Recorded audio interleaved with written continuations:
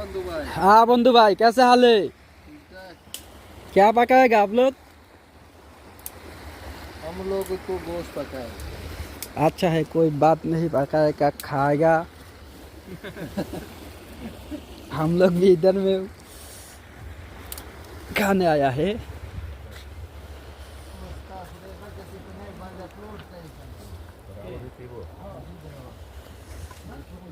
আসসালামু আলাইকুম গাইস, দেখেন আমরা কতদিন ধরে না খেয়ে জঙ্গলের ভিতরে আসি, এখনো ইতালি পৌঁছাইতে পারি নাই।